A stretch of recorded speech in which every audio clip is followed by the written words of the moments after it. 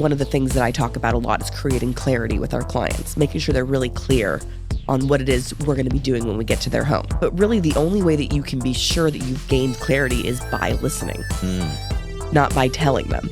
And we often think that in order to create clarity, we have to explain things to clients. But really, the best way to understand what they understand is by having them explain it back to you.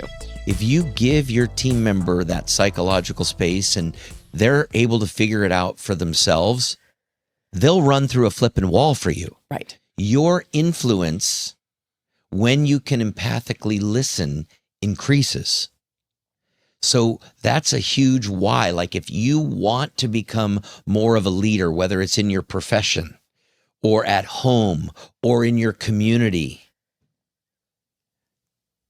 listen with the intent to understand versus with the intent to respond. You will elevate. You will have greater influence. This is best shown by a leader of our country. When I was growing up, Ronald Reagan was known as the great communicator. Well, if you look at all the historians that have studied Reagan, and I've read many books on him, he was fantastic at asking questions. He was fantastic as getting his cabinet together and going around the room and asking them their opinion, what they thought, without giving them the answer, even though he might have known it, because they know the answer. They just had to work through it in a lot of cases. And we lose the patience and we want to jump in and be like, I can help. I can do it. I got it. I got the answer. Exactly. That can be the case so many times. I can be like that a lot too, because I'm really excited to like contribute. For sure. Me too. Right. It's like, especially when it's like, oh, this is totally my wheelhouse. Like I can absolutely help you with this.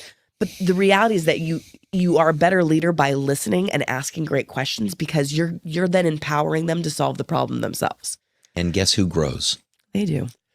That's why we want to become great. What a win. At listening. It helps grow our people. Yeah. It helps grow, whether it's our children.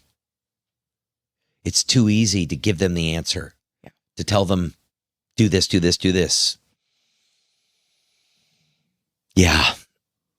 And not for nothing, but I win a lot of arguments with my husband by just letting him talk through the problem. So guys, there's lots of applications for this. I'm just saying. So the third part I want to talk about is, how does this show up? Yes. We've talked about the what is it. We've talked about why it's important. How does this show up? It's pretty easy, Amanda. You being in charge of the call center. Yeah. You being in charge of the whole, dispatching and everything internal operations. How does this show up in your everyday work? Yeah. So coming back to being the spotlight of the hero of your own movie, everyone's got an agenda at work, right? Like everyone's got a list of things that they have to get done. So easiest example is in the call center, right? In the call center, you've usually got a script of some kind. You've got some non-negotiable questions that you have to ask. You know that there's checkpoints that you have to hit. You've also got the fear of God in you that if you mess it up, someone will yell at you because so many people are going to see the call that you booked, right? You're top of the funnel, which means that your boss will see it, the dispatcher's going to see it, the technician's going to see it, technician's manager's going to see it. So you are very motivated to hit that checklist. The problem that then comes in is that when the client starts to talk, again, you've created a narrative in your head. They've started the conversation. So I'm calling for a tune-up, but it's having this problem. I've now heard nothing else. I know that I've got to tell them that they need a diagnostic, not a tune-up, right? But I haven't actually heard what their problem is. So it is so important that you continue to listen to even though you've heard this conversation so many times, right? Every client's different. Every home is different. Every system is different. You have to keep listening, even though you know that it's coming, right? You have to keep listening because you don't know what's coming. You've just heard the top of the story before. You haven't heard the bottom. And so it can be really tricky to fall into that trap. It can be, it's easy to fall into that trap because you are going through the motions, very similar motions every single day. And there are like 70% of your calls that are going to be very similar, that are going to be very textbook, right? But that's also why you have to listen so carefully. There's still 30% of the calls out there that are going to throw you for a loop, and you just have to know that you're answering in a way that we're going to take care of our clients and not just check boxes. It's great. Great analogy.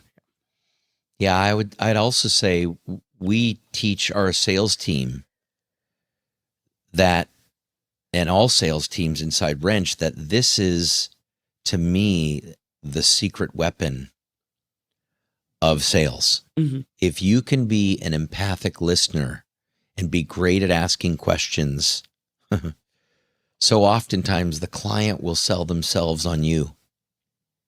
They buy from people they like and they trust. Mm-hmm.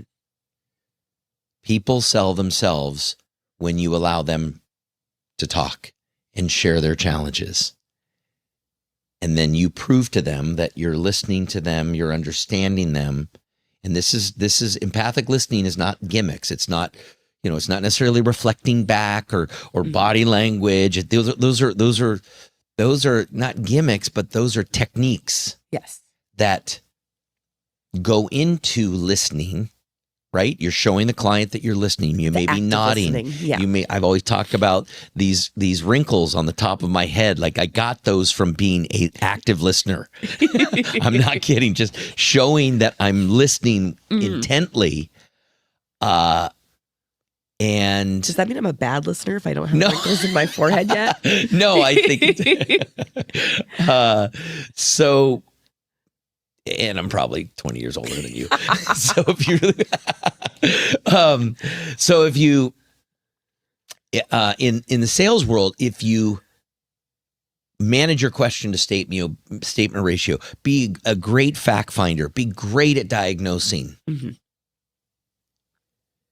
be great at allowing the client to truly share. And then, yes, reiterate to the client what you just heard so they know that you were listening. Letting them, really understanding their feelings and then going about it to solve their challenge after they've had time to share. So they really felt heard. Mm-hmm. Your influence, your ability to close deals goes way up. That's how it shows up every single day, whether it be as a technician out there, a salesperson, even installer. An installer who may be going and scoping the job right off the bat and listening and understanding where the challenges are in the house, even though they know what the salesperson sold. The way that you can gain incredible client satisfaction is truly listening to that client and how their system operates when you get there, and what do you look at? What do you think we're going to be doing today, and what's your idea of what we're going to be putting in today, and how would you like this thing to operate when we're all finished, and where are the challenges that you're having throughout your house? Just some of the questions you can ask as an installer, just to make sure that thing is wrapped up with a bow when it's all done and you've addressed all the concerns. That's a good point. One of the things that I talk about a lot is creating clarity with our clients, making sure they're really clear on what it is we're going to be doing when we get to their home. In all scenarios, right? We have a lot of different people that go out to clients' homes, but really the only way that you can be sure that you've gained clarity is by listening, not by telling them. And we often think that in order to create clarity, we have to explain things to clients, but really the best way to understand what they understand is by having them explain it back to you. That's great. So if I am already creating an internal dialogue about how I'm going to respond, I have completely stopped listening to the person that I'm talking to. I have no ability to listen to them at the same time because I'm already formulating my response because I've already decided what the rest of their story is. Focus, especially in today's world, is a superpower.